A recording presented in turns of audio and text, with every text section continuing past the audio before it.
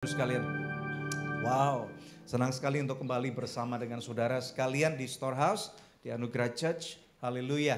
Saya Pastor Daniel Hendrata dan ini istri saya. Pastor Debbie Katarina, we are back. Ya, menyapa saudara yang ada di tempat ini. Kalau saudara baru pertama kali datang, ada nggak yang baru pertama kali datang di sini? Ada beberapa wajah, ada keluarga di sana yang mungkin baru pertama kali kami jumpai ya. Puji Tuhan, dan juga menyapa setiap daripada teman-teman, jemaat sekalian yang juga mengikuti kebaktian secara online di Facebook Anugerah Ministries. Semalam kami baru datang saudara ya. Puji Tuhan, perjalanan 3 minggu untuk kami pergi ke Amerika, ke Kanada. Saudara ya, ada banyak hal-hal yang luar biasa yang kami lihat. Saudara, ada hal-hal baik dan ada hal-hal yang kurang baik tentunya ya. Dan saya percaya saudara di atas segala sesuatunya nama Tuhan dipermuliakan. Amen. Ada beberapa foto yang saya ingin tunjukkan sebelum kami masuk firman Tuhan. Bisa fotonya ditunjukkan? Tolong foto-fotonya saudara supaya saudara tahu apa saja yang kami lakukan. Sehingga saudara dapat mengerti. Kalau saudara ikutin Instagram saya atau Instagram story, saudara pasti tahu kami kemana aja, apa aja. Makanan apa yang kami makan saudara ya. Puji Tuhan, ini waktu kami berangkat saudara ya bersama dengan Angel waktu itu. Next, cepat-cepat aja, nggak apa-apa. Ini waktu kami mau mendarat di Los Angeles, saudara ya. Luar biasa banget, perjalanannya 16 jam dari Singapura tanpa berhenti, saudara ya. Nggak pakai transit, ini luar biasa banget. Apakah capek? Capek. Tapi apakah bisa tidur? Puji Tuhan lumayan, saudara ya. Ini pada waktu kami tiba di Los Angeles, kami nginap di sebuah hotel. Next, haleluya ya. Ini pas malam tahun baru, di sini udah tahun baru duluan. Jadi waktu itu di sana kami lebih terlambat dan besoknya ketemu dengan papa mama saya, mereka masih on the way ke sini saudara ya, mereka udah datang juga kemarin pagi, jalannya masih kena macet, biasa masalah Jakarta saudara ya. Ini pas hari tahun baru di kota namanya Pasadena, saudara ada namanya Tournament of Roses, menarik banget saudara ya. Float atau mobil-mobil bunga yang bagus-bagus banget saudara ya. Puji Tuhan, next berikutnya. Dan tanggal 3 kami ke Kanada saudara ya. Tempatnya dingin banget, ke kota namanya Calgary itu. Saudara ya, dan naik mobil sekitar 3 jam, ini di sana sekitar waktu kami tiba sekitar -10 saudara ya, -10 saudara ya, saljunya banyak banget, saljunya itu kering banget saudara ya, seperti bedak gitu, seperti tepung, kalau saudara ambil tepung 5 kilo, tumpahkan ya kayak gitu rasanya, kering banget saudara ya, puji Tuhan dan tentunya badan kami berusaha untuk apa ya, untuk menyerang rasa dinginnya saudara ya, sehingga mungkin istri saya bisa ceritakan. Sehingga sempat badannya tuh sampai bengkak-bengkak gitu saudara ya, karena nggak terbiasa dinginnya. Ini ada yang di hari terakhir itu sampai -26 gitu ya, dan itu sudah hari yang kelima saudara kayaknya. Ini air nih, air terjun. Kayaknya udah cukup gitu ngelihat snow saudara ya, jadi akhirnya ya dengan senang hati kita meninggalkan tempat itu karena udah nggak tahan dinginnya saudara ya. Tapi apakah bagus? Tempatnya sangat bagus banget. Iya bagus banget. Ya. Ini Rocky Mountain. Dan ini kami pergi ke kota namanya Vancouver. Ini pendeta yang dulu membaptis saya, saudara ya. Menarik banget berjumpa dengan namanya Pastor Yuyun, Om Yuyun Cahyana, saudara. Sekarang sudah 80 lebih tahun. Kami cuma punya waktu 1 malam, saudara ya. Dan kemudian berjumpa dengan dia bersama dengan istrinya Tante Ellen. Dan kemudian kami balik ke Los Angeles. Kami pelayanan di sana, Bapak Ibu sekalian 2 minggu pelayanan di sana. Ini God Your Family Seminar, ya. Next berikutnya. Ya ini suasana seminar. Oke, puji Tuhan. Terus ini berjumpa dengan, ini makan siang bersama dengan Pastor Budi namanya, salah satu host kami di sana yang baju biru itu. Ini suasana homeschool. Jadi Miss Shelley, this is for you. Jadi karena James kan harus ditarik keluar dari sekolah gitu ya. Jadi sementara saya harus ngajarin dia tiap hari kontak sama Miss Shelley, apa PR-nya, apa tugasnya gitu ya. Jadi tiap pagi itu belajar jam gitu. Jam 9 sampai jam hampir 12.30 jam 1 mereka sekolah sendiri saudara ya. Jadi capek juga, ini anak-anaknya Pak Roni ketemu di gereja Rock di LA. Saudara ini Chris Mesak bersama dengan Hesky. Terus berikutnya, ini salah satu pendeta di tempat saya berkhotbah. Ini bersama dengan Bishop Donald Fields sama istrinya, salah satu sahabat kami di Los Angeles. Salah satu pendeta namanya James McGraw. Next, berikutnya ini teman-temannya James, where is James? Terus kemudian berikutnya, ini teman-teman kami, saudara ya, salah satu gereja di tempat saya pelayanan. Dan ini waktu pas mau pulang di satu tempat namanya Santa Monica Pier, Santa Monica Beach, saudara ya. Oke, terus ini suasana kota LA kalau mau pas matahari terbenam, bagus banget. Berikutnya, masih ada? Udah habis? Oke, puji Tuhan. Nah itu serangkaian 3 minggu perjalanan kami. Welcome back juga untuk Pak Hendrata dengan Ibu. Nanti mungkin setelah selamat kesaksian mereka juga akan bisa nyapa jemaat sebentar. Oke, puji Tuhan. Saudara siap dengar firman Tuhan gak?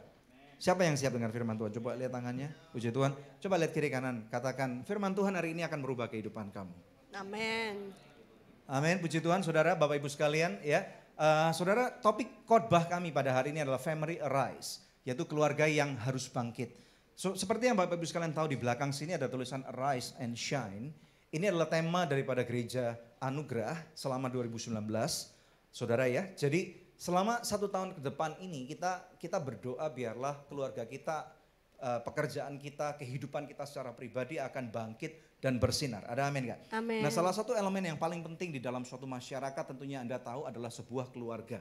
Keluarga ini saya katakan sebagai pilar daripada masyarakat. Jadi kalau keluarganya baik, maka dipastikan masyarakatnya akan menjadi lebih kuat, saudara ya. Dan kalau masyarakat kuat, negaranya tentunya juga akan lebih kokoh. Tetapi kalau masyarakatnya berantakan, kita bisa pastikan gereja itu hancur. Tatanan masyarakat juga nggak baik, negaranya juga jadi kacau, saudara ya. Jadi hari ini kita akan belajar bersama-sama. Saudara siap dengar firman Tuhan ya, buka bersama dengan kami. Slide kedua, Efesus pasal yang kelima, ayat 14 sampai dengan ayat 17. Efesus pasal yang kelima, ayat 14 sampai dengan ayat 17. Mari kita baca bersama-sama dengan suara yang keras dan nyaring, tanpa terburu-buru. Siap? 2, 3. Itulah sebabnya dikatakan, bangunlah, hai kamu yang tidur, dan bangkitlah dari antara orang mati, dan Kristus akan bercahaya atas kamu. 15. Karena itu perhatikanlah dengan seksama bagaimana kamu hidup.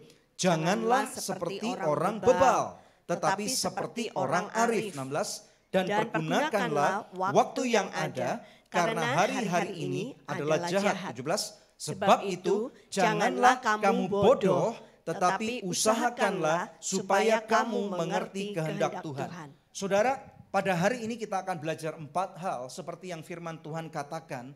Dan saya percaya saudara, tidak ada satupun kehidupan kita yang sempurna. Betul enggak?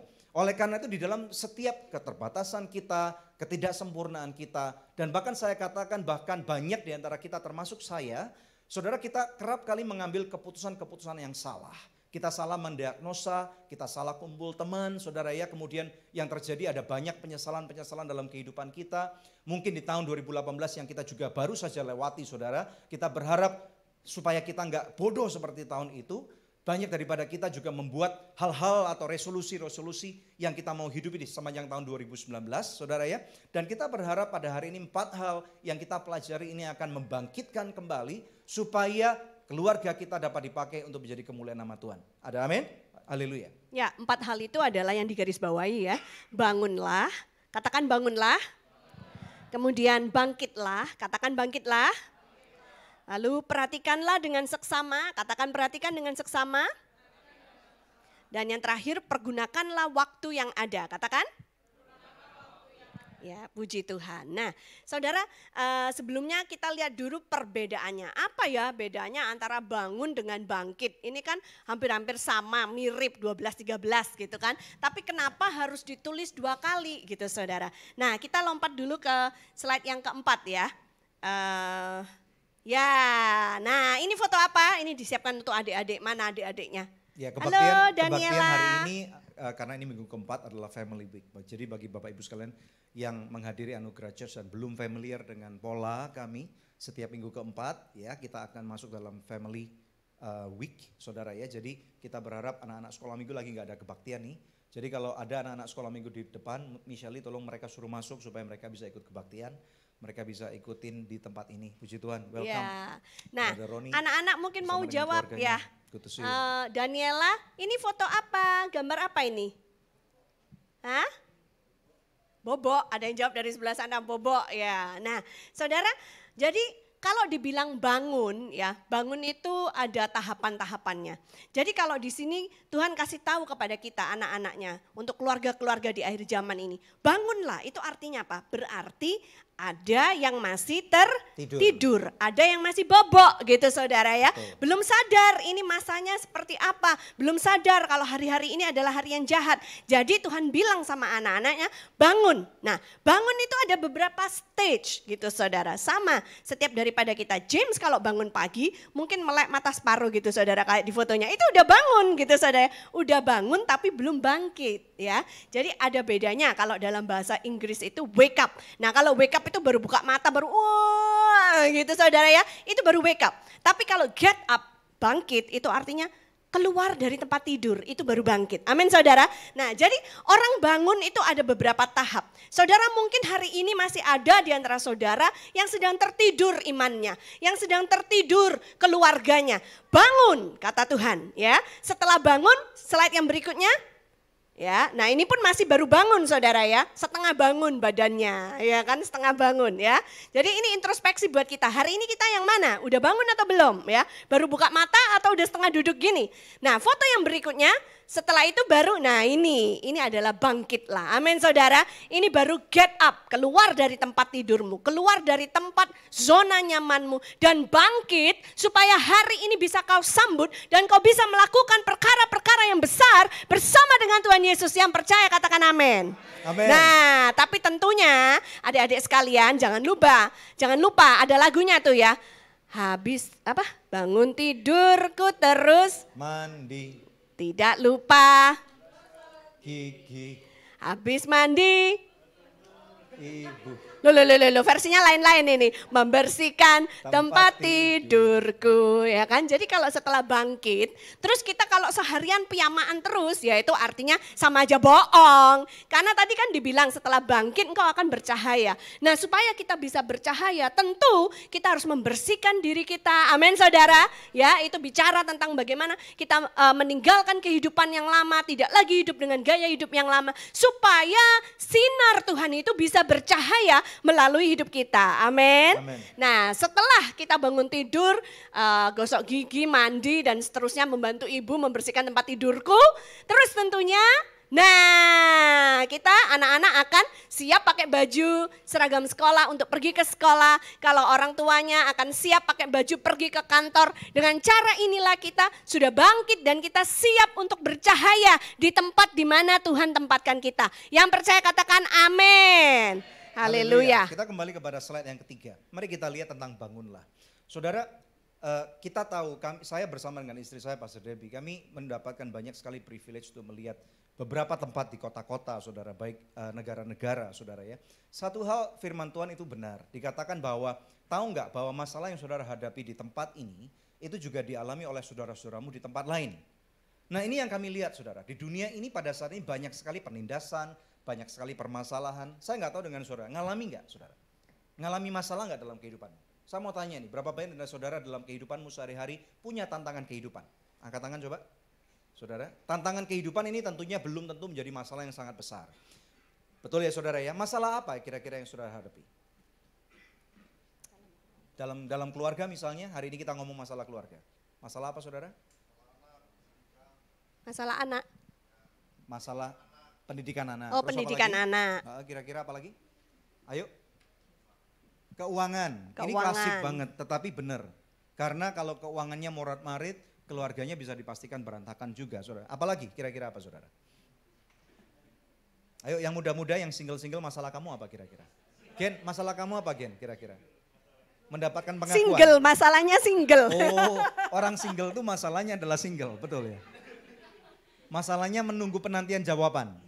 Oh oke, perlu hari ini diumumin nggak perlu? Belum ya? Belum dijawab kan? Belum, oke. Kira-kira apa lagi? Bagi anak-anak yang masih kuliah atau murid-murid yang masih kuliah, kira-kira masalahnya apa? Dosen yang galak gitu ya. Saya berjumpa dengan banyak beberapa daripada anak-anak kuliahan saudara. Kalau saya tanya, kenapa nilai kamu kok nggak bagus? Dosen saya nggak suka sama saya Pak. Saya bilang, kamu tahu nggak itu masalah sebelum unta itu bungkuk gitu. Dan itu jadi masalah yang sangat klasik. Saya bilang, kalau sebenarnya kamu orang yang tahu untuk mengerti karakter daripada dosen kamu dan kamu berani untuk menghadapinya dengan baik, maka dosen kamu itu bukan lagi masalah yang sangat besar. Nah saudara, ada beberapa masalah-masalah yang saya bisa kemukakan yang kita lihat di dunia ini saudara. Bukan hanya di Jakarta, bukan hanya di kota-kota lain di Indonesia, tapi juga termasuk di Amerika baru saja kami pulang saudara ya. Situasi kehidupan tidak semakin mudah, setuju nggak ini? Semakin lama semakin sukar. Ada banyak oppression, ada banyak tantangan, tekanan-tekanan. Bukan saja masalah keuangan, bukan saja masalah mertua dengan menantu, saudara ya. Bukan saja masalah pertemanan, masalah narkoba, masalah kemalasan, saudara ya. Beberapa poin di bawahnya saya sebutkan, manusia semakin sibuk dengan dirinya sendiri. Karena apa? Saya sebutkan karena banyak orang yang kemudian menyadari, hei hidup ini semakin lama semakin mahal. Betul nggak saudara? Walaupun pemerintah berani mengatakan biaya kehidupan tidak mahal, tetapi fakta di lapangan mengatakan hal yang tidak sama. Semakin lama beras semakin mahal, semakin lama bensin sih turun saudara, betul nggak ya? Semakin lama biaya kehidupan yang lain-lain juga tidak mudah saudara, tidak murah. Tetapi ternyata hal ini mungkin juga terjadi karena gaya hidup kita semakin meningkat. Apalagi pada zaman modern ini kita dengan mudah melihat tetangga kita ngapain saudara. Mungkin kita nggak bertamu lagi seperti 20 tahun yang lalu, tetapi melalui sosial media mereka, kita dapat melihat mereka malam ini makan apa.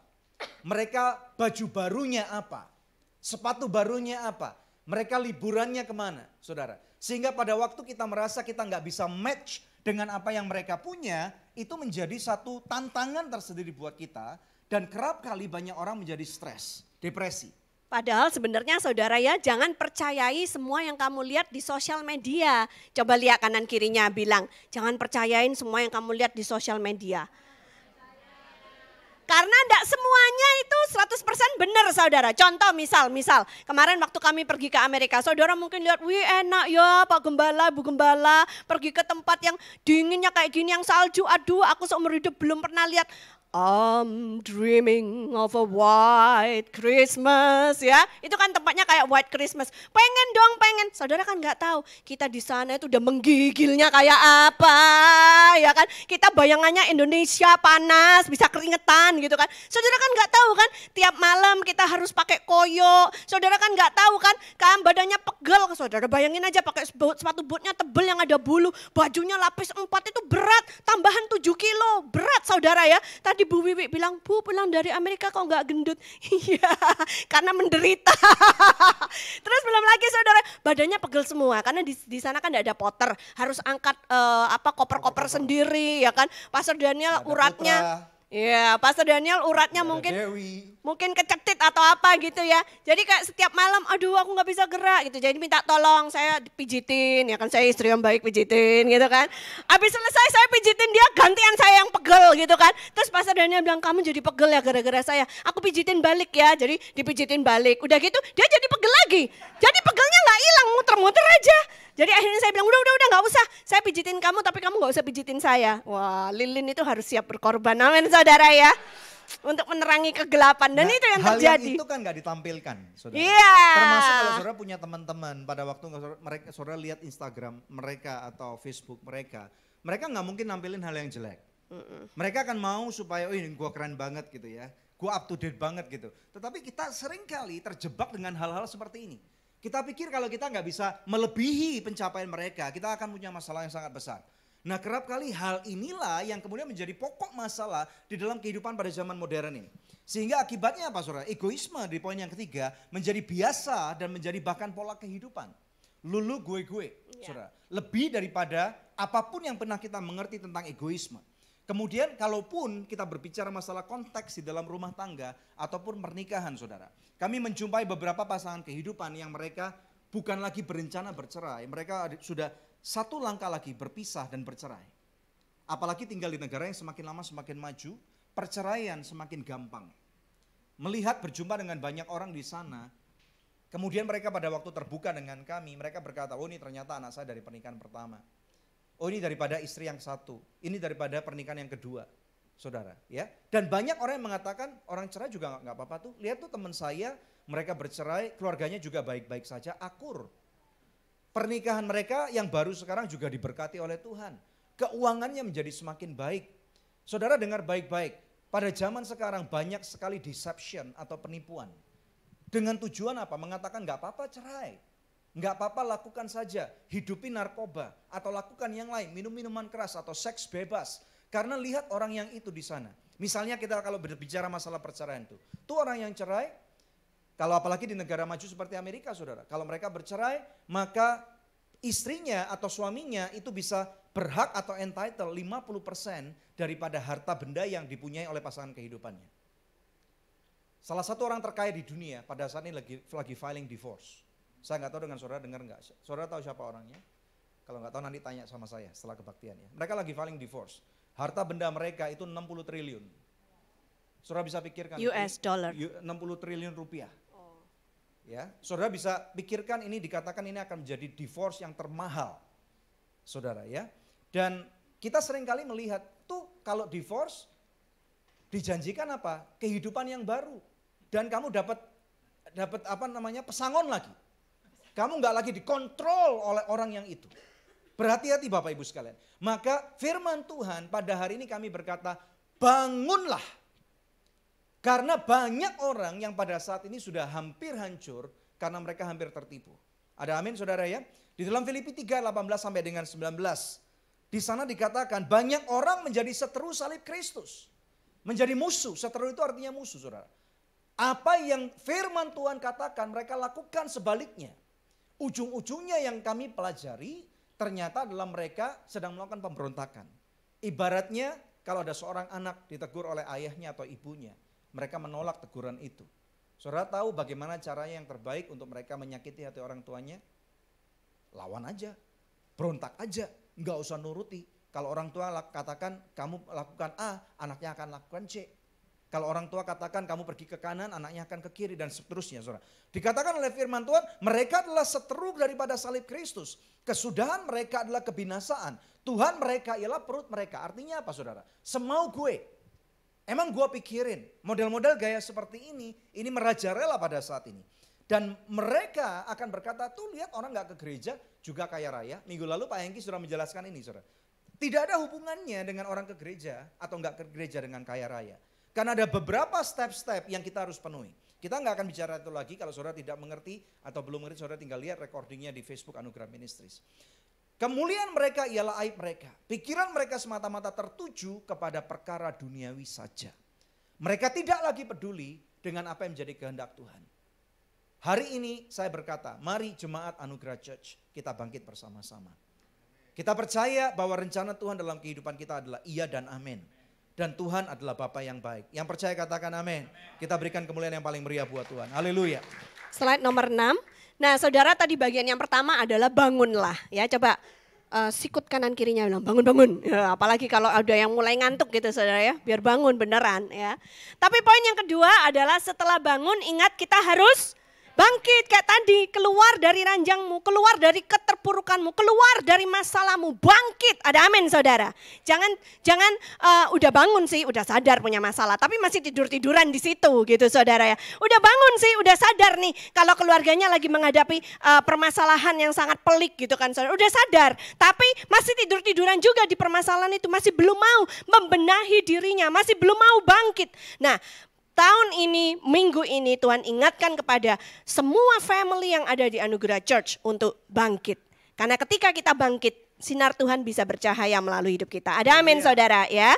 Nah, bangkit ini bicara tentang menjadi serupa dengan Kristus dalam kematiannya dan kebangkitannya. Saudara jangan cuma sama dengan Kristus pada kematiannya. Kalau pada kematiannya aja titik, berarti kau tidak akan pernah bangkit. Ada amin saudara. Dan seandainya Kristus itu mati untuk menebus dosa kita. Tapi kalau dia tidak pernah bangkit, itu artinya tidak ada pengharapan yang baru. Ada amin saudara. Amen. Itu artinya tidak akan ada kehidupan yang baru buat kita. Amen. Itu artinya iman kita akan sia-sia. Jadi artinya apa? Kita serupa dengan kematian Kristus, but don't stay dead. We have to come back. We have to arise. Ada amin saudara. Amen. Kita harus bangkit dan lebih kuat lagi daripada sebelumnya. Yang percaya katakan amin, sorak-sorai buat Tuhan Yesus. Haleluya. Saudara tahu nggak bahwa pada waktu kita menghidupi kekristenan atau menghidupi seperti apa yang menjadi kehendak Tuhan, melalui firman-Nya yang kita baca, kita renungkan, kita lakukan saudara. Saya katakan hidup di dalam Tuhan adalah cara yang benar. Betul nggak saudara ya? Dan kemudian tahu nggak, kadang-kadang orang berkata, bersama dengan Tuhan itu memang benar, tetapi slow. Ngikut Tuhan itu kita nggak kaya-kaya. ngikut Tuhan, saya nggak dapat pasangan hidup yang baik. Saya nggak segera punya pacar, nggak segera menikah. Karena pilihan saya sangat terbatas. Saudara dengar baik-baik, ada istilah slow is fast. Perlahan itu tetapi cepat. Ada banyak orang yang ngebut, tetapi ujungnya benjut. Betul nggak? Ya, kalau benjut percuma saudara. Betul nggak? Waktu saya drive naik mobil dari kota yang namanya Calgary tadi di Kanada, pergi ke tempat yang namanya Lake Louise. Itu bersalju saudara. Pertama kali saya cukup khawatir karena saya tahu nyetir mobil di bersalju itu susah banget. Saya pernah tinggal di Kanada 5 tahun dan mobilnya bisa oleng, bisa selip saudara ya. Dan saya sempat hampir batalkan untuk saya nggak setir mau naik mobil. Tapi kemudian saya pelajari dulu saudara ya. Saya lihat mapnya, saya lihat kondisi jalannya dan saya beranikan diri. Puji Tuhan saudara ya, semuanya berjalan baik, tidak ada kecelakaan saudara, puji Tuhan. Tetapi saya harus berhati-hati. I have to be very careful. Ada rambu-rambu yang dikatakan di sana. Kecepatannya saudara saya cukup amazed karena walaupun jalannya bersalju mobilnya bisa jalan 120. Amazed banget saudara. Karena salah satu faktornya menurut saya adalah mobilnya memang prima saudara ya. Rodanya memang khusus. Rodanya nggak sama seperti yang kita pakai di Indonesia. Bannya itu loh. Compound karetnya itu nggak bisa sama saudara. Karena compound karetnya memang didesain untuk musim salju. Dan mobilnya yang penggerak rodanya bukan cuma depan atau belakang aja tetapi 4-4. Dan bahkan mobilnya punya satu fitur yaitu anti slip. Keren banget. Betul nggak saudara? Oh, dan yang keren juga itu di tempat duduknya ada pemanas saudara. Jadi kalau kedinginan di luar tuh pengen cepat masuk mobil karena ada pemanasnya. Haleluya. Dan kemudian saudara, yang terpenting adalah saya masih ingat saya harus ikuti rambu-rambu. Saya tanya sama tempat persawat mobil, is it safe to drive? Apakah aman untuk nyetir ke sana? It's very safe dia bilang gitu. Tetapi saya tanya speednya berapa? Little bit below the speed limit. Jangan terlalu cepat, ngikutin speed limit kalau bisa dibawanya aja. Waktu saya berusaha untuk ngebut dikit mobilnya mulai oleng. Jadi istilah slow is fast itu benar. Kadang-kadang kita mau sampai ke suatu tempat cepat. Kita pikirkan cara ini nggak bagus, cara ini terlalu alkitabiah, cara ini kolot, saya nggak bisa punya teman, saya nggak bisa invest ini, saya nggak bisa invest itu, saya nggak bisa nonton ini, saya nggak bisa melakukan itu. Teman-teman saya kalau malam jam 10 mereka masih hidup, saudara ya. Saya nggak bisa ke sana, nggak bisa ke bar, saya nggak bisa minum minuman keras, saudara. Tetapi dengar baik-baik, cara firman Tuhan itu teruji. Amin. Diuji oleh siapa? Bukan cuma orang-orang biasa seperti kita. Bahkan oleh raja-raja, oleh King James misalnya, oleh raja bernama James. Betul nggak James?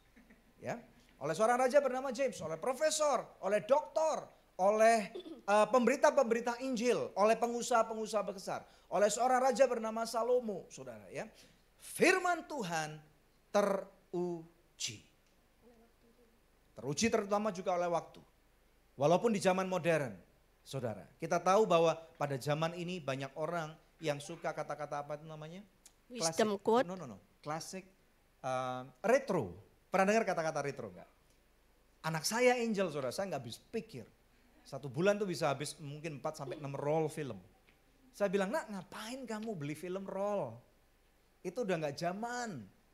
Dia bilang retro, klasik gitu saudara ya. Justru yang model kayak gitu yang kolot. Kalau saya cari restoran saudara ya, terutama Chinese food, saya lebih suka makanan Chinese food yang apa namanya itu tradisional. Karena apa? Rasanya lebih enak, lebih nikmat saudara ya. Percayalah bahwa libatkan Tuhan di dalam setiap aspek kehidupan saudara. Di dalam Yesaya 42 ayat 3, dengar baik-baik. Kami tidak tahu kondisimu separah apa saudara. Saya tidak tahu kondisi pernikahan saudara bagaimana. Atau kondisi pekerjaan saudara bagaimana. Tapi firman Tuhan adalah iya dan amin. Dan firman Tuhan berkata, buluh yang patah terkulai tidak akan diputuskannya. Dan sumbu yang pudar nyalanya tidak akan dipadamkannya. Tetapi dengan setia ia akan menyatakan hukum. Tuhan baik dalam kehidupanmu, don't lose hope. Kalaupun saudara akan kehilangan suatu pengharapan kepada seseorang, kembali kepada Tuhan. Kalaupun saudara mulai kehilangan pengharapan kepada keuanganmu, kalaupun kau mulai kehilangan pengharapan di dalam kepintaranmu atau pengalaman hidupmu, atau bahkan kesehatanmu, atau kepada suamimu, kepada istrimu, go back to the Bible, kembali kepada Tuhan. Karena bulumu yang terkulai itu, sumbumu yang sudah pudar nyalanya, tidak akan dipadamkannya. Amen. Yang percaya katakan amin, dan berikan kemuliaan yang terbaik bagi Tuhan. Haleluya. Ya, slide berikutnya. slide yang ke-9.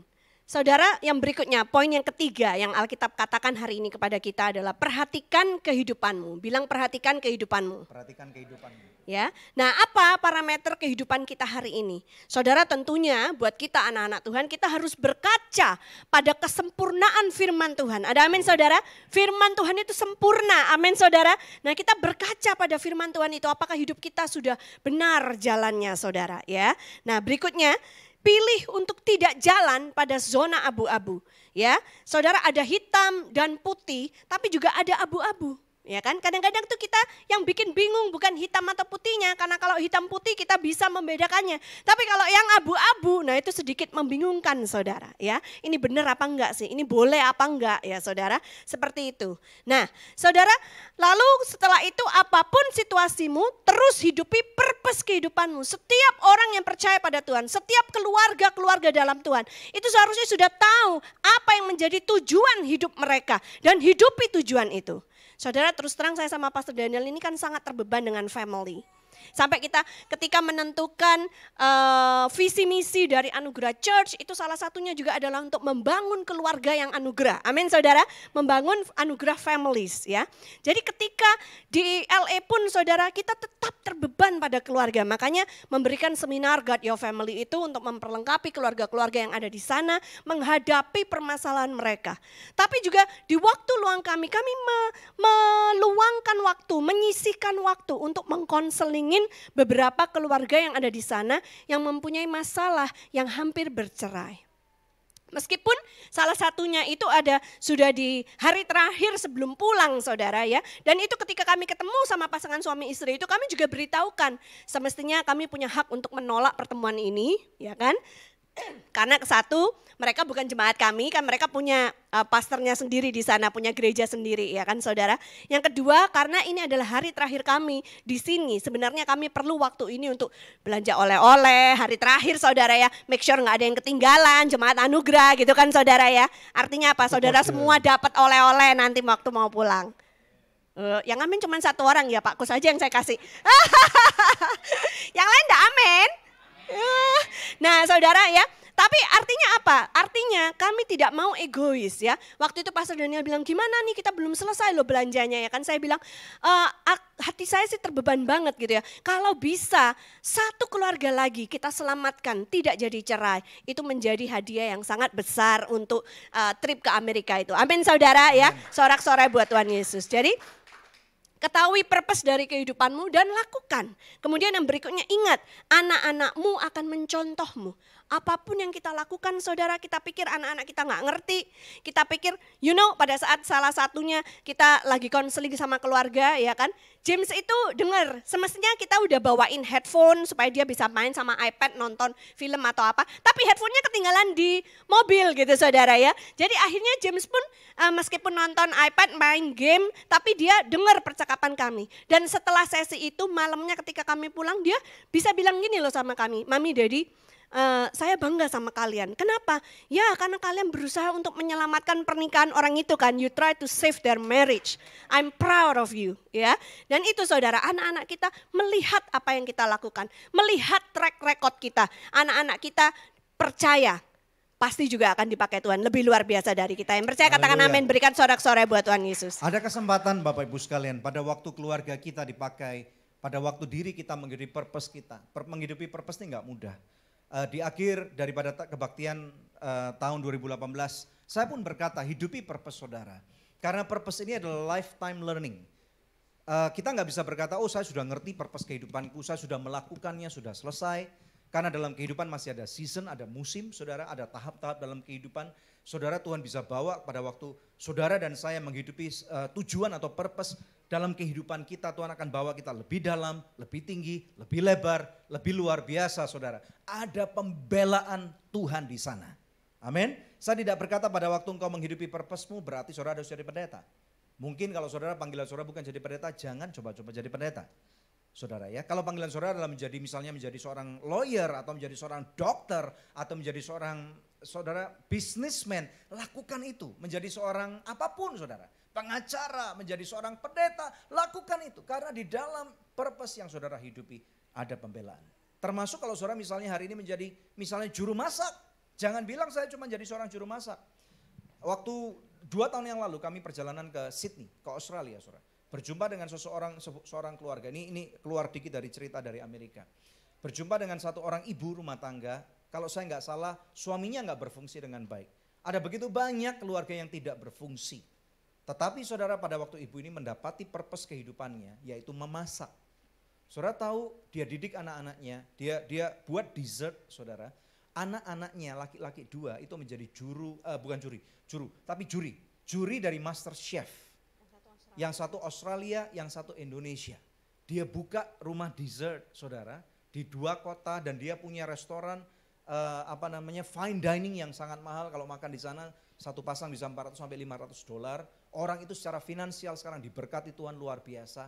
Karena apa? Ada pembelaan Tuhan. Ada amin Bapak Ibu sekalian? Amin. Kita berikan dulu kemuliaan yang paling meriah buat Tuhan. Maksimalkan kehidupan saudara, karena pada waktu engkau memaksimalkan kehidupan saudara, bahwa Tuhan ada bersama dengan kita. Ini berikutnya ya, kita masuk berikutnya saudara. Maksimalkan kehidupan kita. Bagaimana dengan sisa hidup ini? Percaya enggak? Setiap daripada kita diberikan waktu yang sama. 1 hari berapa jam? 24. 24. 1 tahun berapa hari? 365. Setengah hari mestinya. Jadi ada yang 366, ada yang 365. Ada 366. Betul nggak ya? Jadi tidak ada waktu orang yang berkata bahwa orang itu bisa melakukan lebih banyak. Karena Tuhan kasih orang itu 48 jam sehari.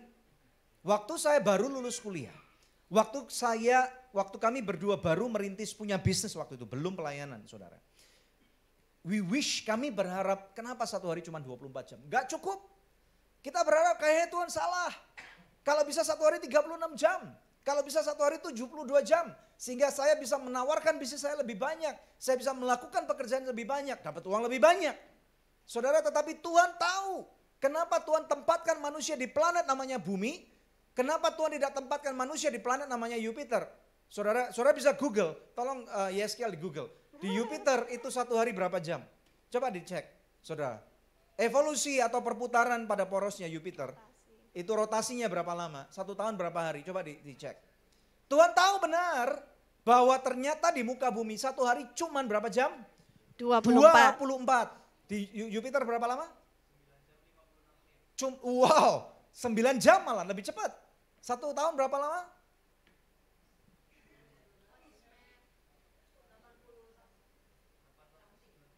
Wow, 890 hari.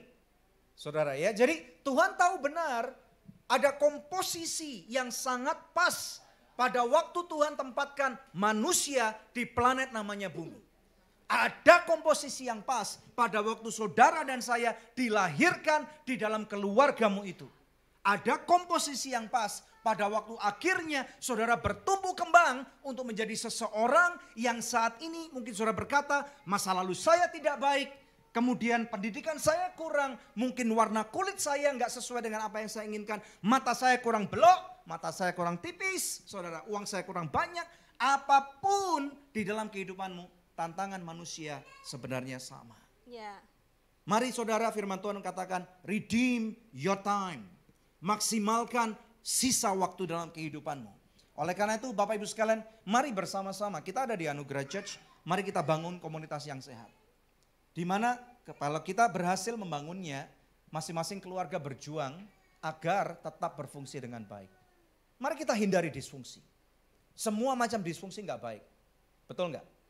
Nggak ada yang baik dalam setiap disfungsi. Disfungsi keuangan, disfungsi komunikasi, macam-macam semua saudara tahu apa yang saya katakan kan? Disfungsi kesehatan, apapun juga nggak baik.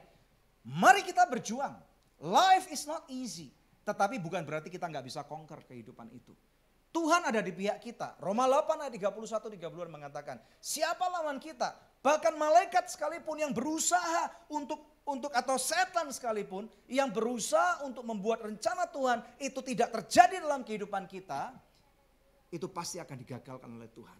Karena Tuhan sangat peduli, Tuhan sangat sayang pada kita. Katakan tepuk dada saudara, katakan saya sungguh diberkati. Saya sungguh diberkati. Karena Tuhan sangat mencintai saya. Karena Tuhan sangat mencintai saya. Mari kita berjuang saudara, berfungsi dengan baik. Di dalam gereja ini kami sedang berusaha dan berdoa membangun kelompok sel. Memang sekarang baru 2. Kami berdoa nanti mulai tahun ini semoga ada 3 atau ada 4 saudara ya. Sehingga setiap anggota dalam kelompok sel bisa berfungsi dengan baik. Kita bisa saling membangun, kita nggak saling egois. Kita tiadakan egoisme, kita saling melihat kekuatan kamu apa. Mungkin kamu bisa membantu saya dalam kekurangan saya dan sebaliknya saudara. Sehingga saudara dengar baik-baik. Saya percaya Anugerah Church sedang mengarah pada sasaran yang benar. Yang percaya katakan amin. Kita berikan kemuliaan yang paling meriah buat Tuhan. Ya, poin yang berikutnya saudara ya, dan poin yang terakhir, jangan jadi bodoh. Itu tadi firman yang kita baca. Setelah mempergunakan waktu sebaiknya, jangan menjadi bodoh. Saudara, hidup ini adalah suatu perjalanan. Mencegah itu lebih baik daripada mengobati. Jadi buat kita-kita saudara ya, yang masih muda, yang belum terlanjur belum terlanjur ini, belum terlanjur itu, belum terlanjur kolesterol, belum terlanjur asam urat, belum terlanjur darah tinggi, belum terlanjur hamil di luar nikah, itu semua dijaga saudara, amin. Ya, jangan sampai terlanjur karena mencegah lebih baik daripada mengobati. Ya saudara ya, belum terlanjur cerai gitu. Nah itu masih bisa dicegah saudara ya. Nah setelah itu saudara pikir baik-baik sebelum membuat keputusan. Nah membuat keputusan tuh ada banyak hal keputusan yang harus kita ambil. Beberapa itu akan sangat mempengaruhi hidup kita. Misalnya apa? Keputusan menikah. Once kamu menikah dengan orang yang salah, hidupmu tidak akan pernah sama lagi. Bahkan mungkin bisa jauh dari apa yang menjadi kehendak Tuhan buat kehidupanmu. Jadi jangan menikahi orang yang salah. Pikir baik-baik, berdoa dulu, puasa kalau perlu tanya sama Tuhan. Ya, minta konfirmasi dari Tuhan. Kalau tidak serak, jangan melangkah hanya karena umurku sudah tua, aku sudah dikejar deadline gitu kan saudara ya. Kalau nggak menikah sekarang nanti nggak punya anak gitu kan saudara ya. Jangan karena alasan-alasan yang seperti itu. Ada, karena Pastor Daniel dan Pastor Debbie sering menemui, ya pernah menemui dan konselingin orang-orang yang seperti itu. Saya salah menikah sama suami saya. Loh, lah dulu bagaimana ketika memilih gitu kan ya. Saya, masa suami saya itu gini jeleknya. Dulu waktu pacaran tahu enggak kalau suaminya sudah jelek kayak gitu? Iya sih, tapi buta mata saya, katanya gitu saudara. Ya, jadi jangan buta kalau pacaran, buka matamu lebar-lebar, amin saudara. Ya, pelajari dengan baik. Membawa mujizat saudara, tiba-tiba orang yang buta bisa melihat. Gitu ya, puji Tuhan ya.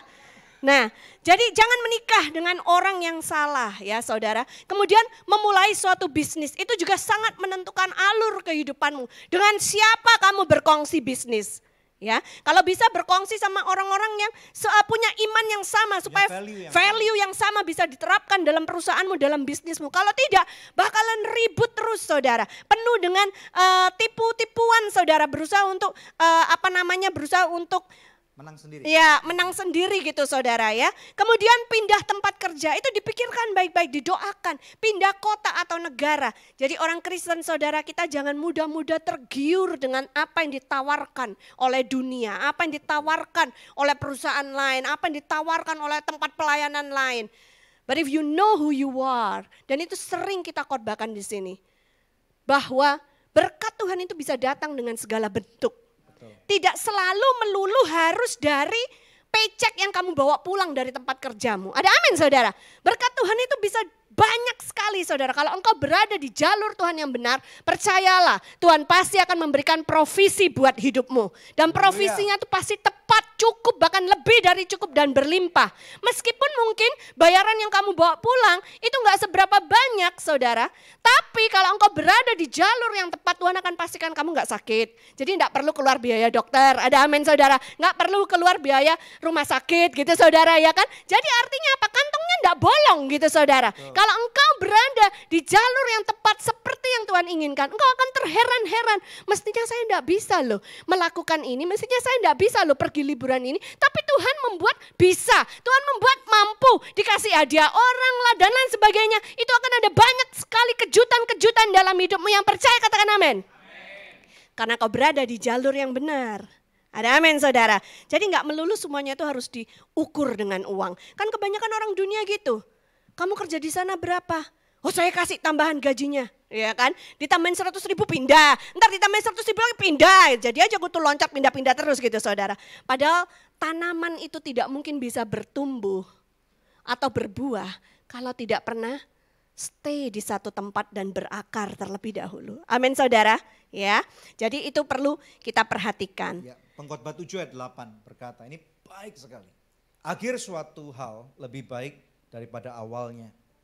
Saudara, saya tidak tahu bagaimana engkau memulai sesuatu itu. Saudara, apakah saudara sedang kuliah, bekerja, pernikahanmu, saudara ya, karirmu atau apapun saudara ya, tetapi firman Tuhan mengatakan akhirnya sesuatu hal itu, perjalanan kehidupan, ini berbicara masalah perjalanan kehidupan, berbicara mengenai perjalanan iman, berbicara mengenai suatu panggilan daripada Tuhan. Akhir sesuatu hal lebih baik daripada awalnya. The end of a matter is better than the beginning. Better is the end of a thing than its beginning.